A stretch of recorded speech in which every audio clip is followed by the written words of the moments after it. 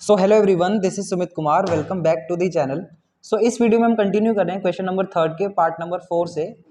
इस क्वेश्चन में हमसे बोला है the taxi charges in a city consist of a fixed charge together with the charge for the distance covered. मतलब किसी सिटी में जो टैक्सी के चार्जेस हैं, टैक्सी के चार्जेस में एक फिक्स चार्ज है और उसके बाद चार्ज फॉर डिस्टेंस कवर्ड है। मतलब अगर आप टैक्सी का यूज करोगे ना, सो आपको पहले एक फिक्स चार्ज देना पड़ेगा एंड उसके बाद आप जितना भी डिस्टेंस कवर करोगे ना उस टैक्सी से, आपको उसका भी चार्ज अलग से देना पड़ेगा। सो हमसे बोला है ऐसी एक सिटी में 10 किलोमीटर के डिस्टेंस कवर करने के लिए जो चार्ज पेड है ना वो 105 रुपए है, और 15 किलोमीटर की जर्नी के लिए जो चार्ज पेड है ना वो है 155 रुपए। तो कहता है what are the fix charges and the charge per kilometre. मतलब वो फिक्स चार्जेस कितने हैं वो बता दो एंड पर किलोमीटर का चार्ज कितना है वो भी बता दो। फिर लिखा है how much does a person have to pay for travelling a distance of 25 kilometre. मतलब अगर किसी पर्सन को 25 किलोमीटर का डिस्टेंस ट्रेवल करना है तो उसे कितना अमाउंट पे करना पड़ेगा 25 किलोमीटर की जर्नी के लिए, ये भी बताना है। तो इस चीज पे तो चलो बाद में आएंगे, पहले हम अपना फिक्स चार्जेस और चार्ज पर किलोमीटर निकाल लेते हैं। तो देखो यहां पर दो चीजों की बात की गई है, फिक्स चार्जेस और चार्ज पर किलोमीटर। तो हम लेट कर लेते हैं, let the fix charges be x रुपए and the charge per kilometre be y रुपए। सो यहां पर हमने मान लिया है कि फिक्स चार्जेस x रुपए हैं और चार्ज पर किलोमीटर जो है ना वो y रुपए है। अब ध्यान से देखो, केस नंबर 1 में हमारे पास क्या सिचुएशन दी है कि अगर हमें 10 किलोमीटर की जर्नी तय करनी है ना तो हमें 105 रुपए पे करने पड़ रहे हैं। तो कहने का मतलब यहां पर यह है कि for 10 kilometre distance charge paid कितना है, हमारा चार्ज पेड है 105 रुपए। तो अब मेरी बात ध्यान से सुनो, देखो जब टैक्सी का यूज कोई भी पर्सन करेगा ना, जैसे वो टैक्सी को बुक करेगा तो सबसे पहले तो उसे एक फिक्स चार्ज देना पड़ेगा जो यहाँ पर वो बोल रखा है, जिसको हमने एक्स मान लिया है। और फिक्स चार्ज के बाद उसे जितनी भी किलोमीटर के लिए डिस्टेंस ट्रेवल वो करेगा उसका वाई रुपए देना पड़ेगा, है ना।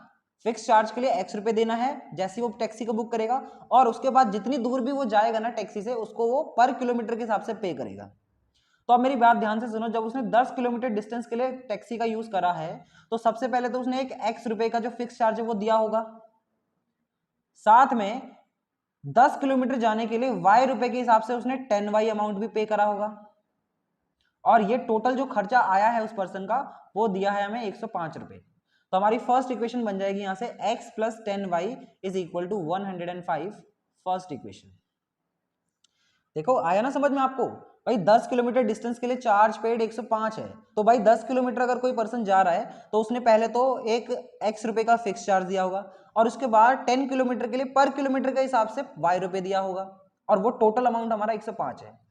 अब इसी तरीके से देखो case number second, case number second में हमसे बोला था कि जर्नी ऑफ 15 किलोमीटर के लिए चार्ज पेड 155 रुपए है। यहां लिख दे रहा हूं मैं, for 15 kilometre distance charge paid is 155 रुपए। तो देखो जब एक पर्सन ने 15 किलोमीटर की डिस्टेंस के लिए कैब को बुक करा होगा या फिर कहें तो टैक्सी को बुक करा होगा, तो सबसे पहले तो उसने एक्स रुपए जो फिक्स चार्जेस हैं वो दिए होंगे, प्लस 15 किलोमीटर के लिए पर किलोमीटर के हिसाब से वाई रुपए दिए होंगे, और यहाँ ये 155 रुपए हमें दे रखा है। सो हमारी सेकंड इक्वेशन बन जाएगी x plus 15y is equal to 155, second equation. ठीक है। सो सबसे पहला काम तो इस क्वेश्चन में यही है कि आपको सिचुएशंस को पढ़कर इक्वेशन बनाना आना चाहिए, एंड ये क्वेश्चन काफी इंपॉर्टेंट भी है, बोर्ड एग्जाम में आ सकता है। अब इक्वेशन बन गई है तो हमें क्या करना पड़ेगा, दोनों को सॉल्व करना पड़ेगा। सॉल्व करने के लिए अब आपने सब्स्टिट्यूशन मेथड बहुत अच्छे से सीख ही लिया है, तो हम इसमें सब्स्टिट्यूशन मेथड का ही इस्तेमाल करेंगे। तो मैं क्या करता हूं, from equation number first equation से x की वैल्यू निकालता हूं, तो ये बन जाएगा x is equal to 105 minus का 10y, है ना। 10y को राइट साइड पे ले गए। अब इसको मैंने क्या बोला, ये मेरी थर्ड इक्वेशन है। ठीक है।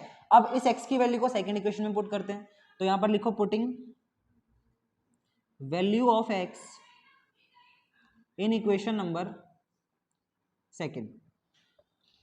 तो देखो सेकंड में पुट करते हैं, हमारे पास सेकंड इक्वेशन है x plus 15y is equal to 155।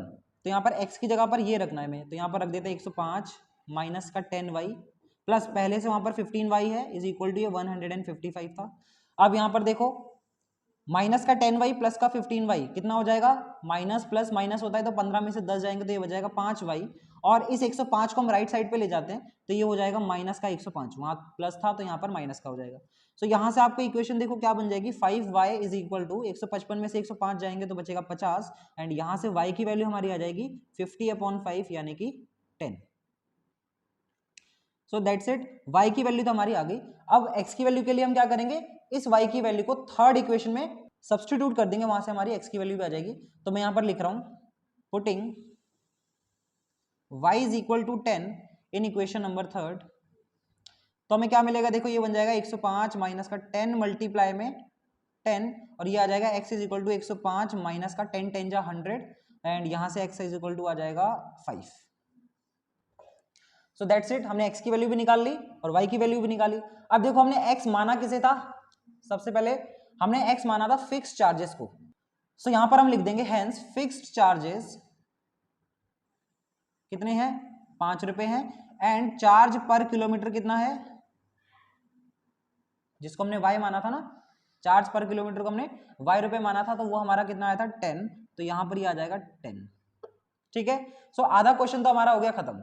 अब ध्यान से क्वेश्चन को आगे और पढ़ो, उसमें और कुछ भी निकालने के लिए बोला था, हमसे बोला था कि how much does a person have to pay for travelling a distance of 25 kilometre, कि मान लो अगर किसी पर्सन को 25 किलोमीटर का डिस्टेंस ट्रेवल करना है तो उसे कितना अमाउंट पे करना पड़ेगा। तो देखो कर लेते हैं इसे भी, तो यहां पर ऐसे लिख लो for a distance of 25 kilometre. तो देखो उस केस में कैसे पेमेंट की जाएगी, देखो 25 किलोमीटर जाने के लिए सबसे पहले तो वो पर्सन x रुपए का फिक्स चार्ज देगा, प्लस में 25 किलोमीटर के लिए y रुपए के हिसाब से पर किलोमीटर का चार्ज भी देगा। तो देखो x की वैल्यू तो हमने निकाल रखी है 5, यहाँ पर 5 रख दो, प्लस 25 मल्टीप्लाई में y की वैल्यू हमने 10 निकाल रखी है, यहाँ पे 10 रखो, तो ये कितना आ जाएगा 5 प्लस में 25 मल्टीप्लाई 10 ये आ जाएगा 250, और इनको प्लस कर ले तो आ जाएगा 255। तो इसका मतलब है 25 किलोमीटर की डिस्टेंस के लिए पर्सन को 255 रुपए पे करने पड़ेंगे। तो ये आ गया आपका फाइनल आंसर इस क्वेश्चन का। दैट्स इट, हो गया ये क्वेश्चन खत्म। आई होप आपको समझ आया होगा। अगर नहीं समझ आया ना तो एक बार वीडियो को दोबारा देखो, आपको पूरा समझ आ जाएगा। देखो मैंने पूरा अच्छे से प्रेजेंट करके दिखाया है। अब आते हैं इसके नेक्स्ट पार्ट पर। अब देखो फिफ्थ पार्ट में हमें दिया है a fraction becomes 9/11 if 2 is added to both the numerator and the denominator, और फिर लिखा है if 3 is added to both the numerator and the denominator it becomes 5/6। तो बोला है फाइंड द फ्रैक्शन। देखो हम यहाँ पर फ्रैक्शन की बात कर रहे हैं। फ्रैक्शन का मतलब आई होप सबको पता होगा।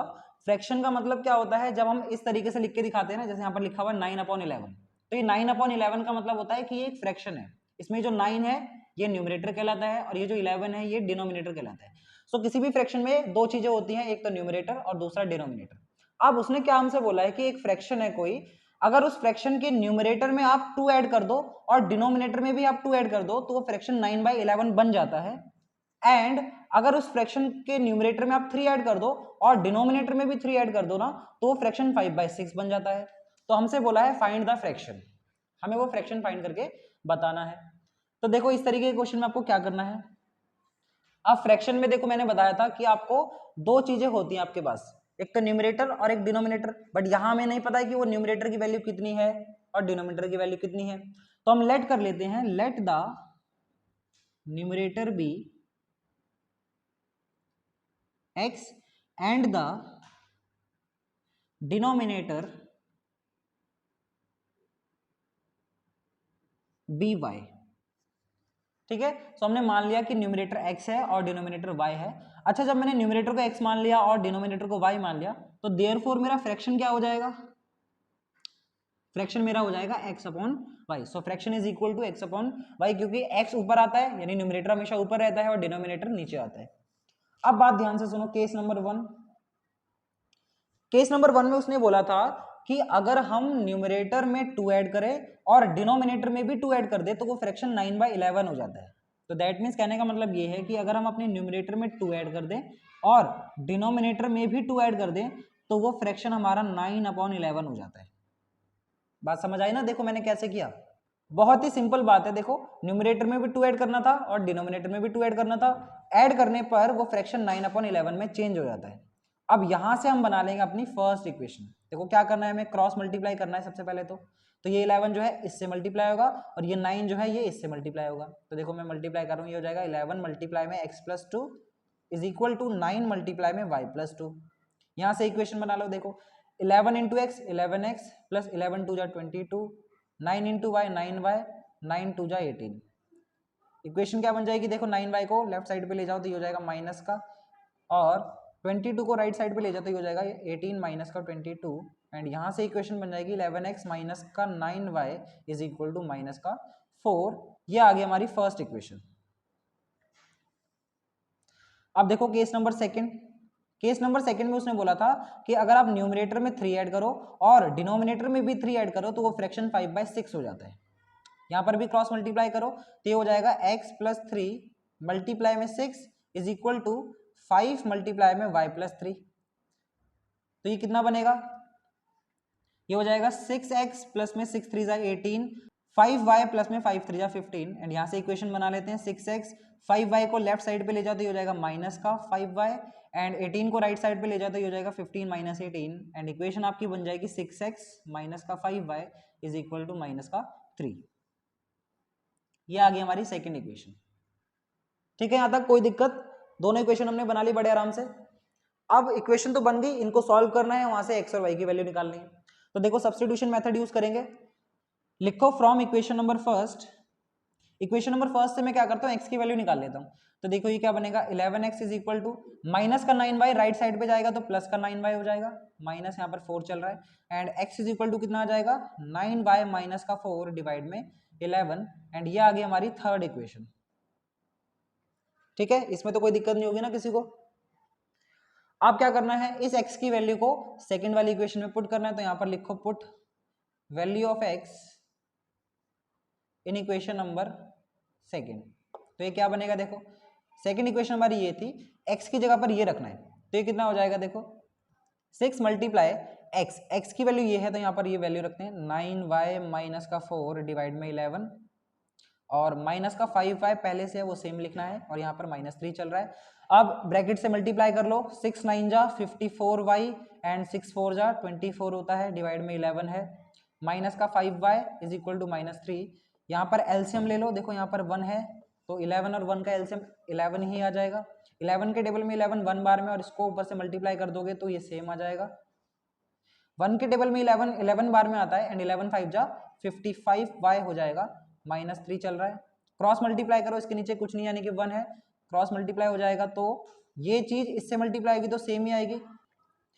तो देखो यहाँ पर 54y और माइनस का 55y है, प्लस माइनस माइनस होगा तो यहाँ पर आ जाएगा माइनस का y, माइनस का 24 चल रहा है, इज इक्वल टू यहाँ पर ये आ जाएगा माइनस का 11 मल्टीप्लाई में 3 करना है ना, तो ये आ जाएगा माइनस का 11 मल्टीप्लाई में 3, माइनस साइन यहाँ पर पहले था।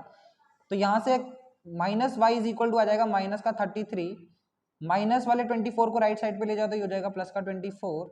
तो यहाँ से minus Y is equal to आ जाएगा, माइनस प्लस माइनस होता है तो इनको माइनस कर ले आपस में, तो ये आ जाएगा 9, माइनस से माइनस कैंसिल हो जाएगा तो y की वैल्यू आ जाएगी आपकी 9। ठीक है, तो y आपका +9 आ रहा है। अब इस y की वैल्यू को हमें थर्ड इक्वेशन में रख के x की वैल्यू मिल जाएगी। तो यहाँ पर लिखो put y is equal to 9 in equation number third, we get ये हो जाएगा x is equal to 9 multiply 9 minus का 4 डिवाइड में 11, ये हो जाएगा x इज इक्वल टू 9 9 जा 81 माइनस का 4 डिवाइड में 11, हो जाएगा x इज इक्वल टू 81 में से 4 जाएंगे तो ये बनेगा 77 डिवाइड में 11 है, x इज इक्वल टू कितना आ जाएगा 11 1 जा 11, 11 7 जा 77। तो दैट्स इट, x की वैल्यू हमारी 7 आ गई। सो y हमारा +9 आया था, x हमारा 7 आया था। क्वेश्चन में हमसे बोला था फाइंड द फ्रैक्शन, हमें फ्रैक्शन लिख के भी बताना पड़ेगा लास्ट में, और फ्रैक्शन हमारा है x अपॉन वाई। तो देयरफॉर यहाँ पर लिख दोगे लास्ट में आप, therefore fraction is equal to x upon y था, x की वैल्यू कितनी 7 आई है और y की वैल्यू कितनी आई है 9, तो फ्रैक्शन आपका हो जाएगा 7/9। बस ये हो गया आपका फाइनल आंसर। अब हम करेंगे क्वेश्चन नंबर 3 का लास्ट पार्ट, पार्ट नंबर 6। अब देखो 6 पार्ट में हमें बोला है 5 years hence the age of Jacob will be 3 times that of his son। मतलब आज से 5 साल बाद, hence का मतलब होता है गाइस बाद में। सो बोला है आज से 5 साल बाद जेकोब की जो एज होगी ना वो उसकी बेटे की एज के 3 गुना हो जाएगी, 3 टाइम्स। और फिर बोला है 5 years ago Jacob's age was 7 times that of his son. आज से 5 साल पहले जेकोब की जो एज थी उसके बेटे की 7 गुना थी, 7 टाइम्स। सो बोला है what are their present ages, तो हमें उनकी प्रेजेंट एज बतानी है कि आज के टाइम पे उनकी क्या एज है। तो देखो यहाँ पर इसको कैसे करना है, प्रेजेंट एज पूछा है ना तो हम इसको ही लेट कर लेंगे कि let the present age of Jacob, पहले जेकोब की बात की थी तो हम जेकोब की प्रेजेंट एज को x मान लेते हैं, and present age of his son be y. तो जेकोब की प्रेजेंट एज को हमने x मान लिया और उसके बेटे की एज को y मान लिया। अब केस नंबर 1 में ध्यान से देखो, हमसे बोला था आज से 5 साल बाद, 5 years hence लिखा था ना, तो देखो पहला केस तो बनेगा 5 years hence। अब एक बात ध्यान से सुनो, अगर हम आज से 5 साल बाद की बात करेंगे तो क्या होगा, जेकोब की एज कितनी हो जाएगी, जेकोब की एज कितनी हो जाएगी x प्लस में 5 years। आज से 5 साल जुड़ जाएंगे क्योंकि एज बढ़ जाएगी ना। वैसे ही उसके सन की एज कितनी हो जाएगी, उसकी सन की एज हो जाएगी y प्लस 5 years। जो भी आज एज है उसमें 5 साल जुड़ जाएंगे। तो वो ये कह रहा था कि आज से 5 साल बाद जो उनकी एज होगी ना उसमें जेकोब की एज उसके बेटे की एज के 3 गुना हो जाएगी। जेकोब की एज बेटे की एज के 3 गुना हो जाएगी, 3 टाइम्स हो जाएगी। तो उसने बोला था कि जेकोब की जो एज होगी, जेकोब्स एज, वो उसके बेटे की एज के, सन की एज के 3 टाइम्स हो जाएगी। ठीक है, जेकोब की एज कितनी आ गई x प्लस 5, 3 मल्टीप्लाई सन की एज कितनी आ गई y प्लस 5। यहाँ से इक्वेशन बना लो सॉल्व करके, ये हो जाएगा x plus 5 is equal to 3 multiply y, ये हो जाएगा 3y प्लस 3 5 जा 15, 3y को लेफ्ट साइड पे ले जाओ तो ये हो जाएगा x minus 3y, and plus 5 को राइट साइड पे ले जाओ तो ये हो जाएगा 15 माइनस का 5 प्लस का इधर आके माइनस हो जाएगा। सो इक्वेशन आपकी क्या बन जाएगी, x माइनस का 3y इज इक्वल टू 10। ठीक है, फर्स्ट इक्वेशन हमारी आ गई। अब देखो केस नंबर सेकंड, यहां पर लिख दे रहा हूं मैं। केस नंबर सेकंड में हमसे कह रहा था 5 years ago, मतलब आज से 5 साल पहले की बात हो रही थी, तो यहां पर आपको लिखना है 5 years ago जेकोब की एज कितनी हो गई होगी, x माइनस 5 years, क्योंकि आज से 5 साल कम हो जाएंगे, कम के लिए हम माइनस साइन लगाएंगे। एंड उसके सन की एज कितनी हो गई होगी, सन एज, बेटे की एज हो जाएगी y माइनस 5 years। ठीक है, सो इस सिचुएशन में उसने बोला था कि 5 साल पहले उसकी जो एज है वो 7 टाइम्स थी उसके बेटे की एज के। तो यहां पर आपको लिखना है कि जेकोब की जो एज है, जेकोब्स एज, वो उसकी बेटे की एज के 7 गुना थी, सन्स एज। ठीक है, जेकोब की एज कितनी आई है x minus 5, 7 as it is लिखना है। सन की एज कितनी है y माइनस 5, यहां से इक्वेशन बना लो, 7 इंटू वाई, ये हो जाएगा 7y, और 7 5 जा 35, इसको लेफ्ट साइड पे ले जाओ तो ये हो जाएगा x minus 7y is equal to minus 5 को राइट साइड पे ले जाएंगे तो ये हो जाएगा प्लस का 5। तो यहाँ से इक्वेशन बन जाएगी x minus 7 is equal to minus का 30, सेकेंड इक्वेशन। ठीक है, सो दोनों सिचुएशंस हमने दो इक्वेशंस तो बना ली अभी तक। अब हमें दोनों इक्वेशन को सॉल्व करना है और वहां से हमें x और y की वैल्यूज फाइंड करनी है। अब देखो सब्स्टिट्यूशन मेथड यूज करना है हमें। यहाँ पर लिखो from equation number 1 we have, equation 1 से मैं x की वैल्यू निकाल लेता हूं तो ये हो जाएगा x is equal to minus का 3y, राइट साइड पे हो जाएगा प्लस का 3y, तो ये हो जाएगा 10 प्लस 3y, एंड इसको हम थर्ड इक्वेशन मान लेंगे। इस x की वैल्यू को आपको सेकंड इक्वेशन में रखना है, तो यहां पर लिखो put value of x in equation number second, तो ये हो जाएगा, देखो मैं डायरेक्टली रख रहा हूं यहाँ पर x minus 7y is equal to minus 30 हमारी सेकंड इक्वेशन है, तो यहाँ पर मैं डायरेक्टली रख रहा हूँ, ये हो जाएगा 10 plus 3y minus 7y is equal to minus का 30। देखो इसमें रखा मैंने, अब सॉल्व कर लेते हैं। ये हो जाएगा 10, 3y माइनस का 7y कितना हो जाएगा, माइनस का 4y, क्योंकि प्लस माइनस माइनस होता है, साइन बड़े नंबर का है ना, 7 बड़ा है तो उसके आगे माइनस, तो माइनस आ गया, इज इक्वल टू माइनस 30 है।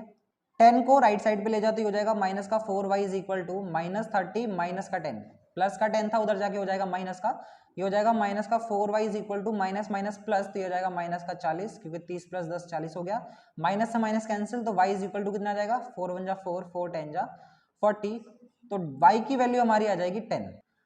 अब इस y की वैल्यू को थर्ड इक्वेशन में रख दो, वहां से x की वैल्यू आ जाएगी, तो यहाँ पर लिखो put y is equal to 10 in equation number third, तो ये बन जाएगा x is equal to 10 plus 3 multiply में 10, ये हो जाएगा x is equal to 10 plus 3 10 जा 30, तो ये आ जाएगा 10 प्लस 30 यानी कि 40, तो x की वैल्यू हमारी 40 आ गई। So that's it, x equal to 40 और y इज इक्वल टू 10 हमारा आंसर है। देखो x हमने माना था जैकोब की एज को, तो यानी कि x हमारा आ गया 40, यानी जैकोब की एज 40 इयर्स है, और y हमने माना था उसके बेटे की एज को, जो कि हमारा 10 आया, तो बेटे की एज है 10 इयर्स। तो लास्ट में आपको लिख दे रहा है hence Jacob's present age is 40 years and son's present age, उसके बेटे की प्रेजेंट एज कितनी है, is 10 years. So that's it, हमारी ये एक्सरसाइज भी हो जाती है खत्म। अगर आपने अभी तक चैनल को सब्सक्राइब नहीं किया ना, तो प्लीज आप चैनल को सब्सक्राइब करें एंड इस वीडियो को भी अपने दोस्तों के साथ शेयर करें। Thank you so much.